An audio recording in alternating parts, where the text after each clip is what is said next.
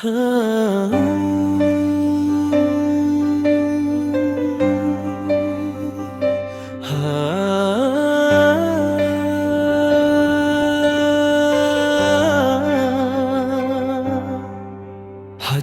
Abdul Halim Pardede dari Balike,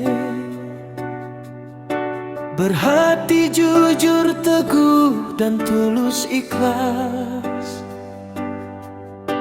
membangun masjid raya takwa parapat demi ukhuwah dan siar Islam di tanah Batak.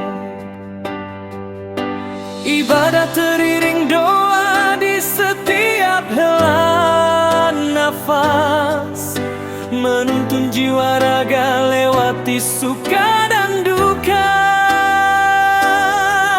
Semoga anak cucunya senantiasa rukun, saling mengasihi, berempati dan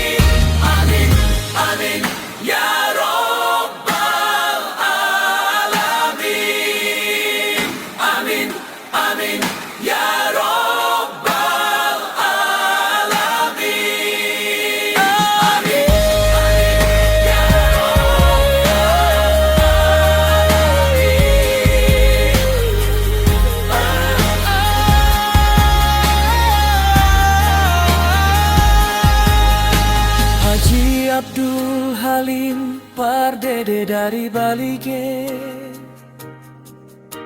berhati jujur, teguh dan tulus ikhlas, membangun masjid raya takwa parapat demi ukhuwah dan siar Islam di tanah Batak. Keteduhan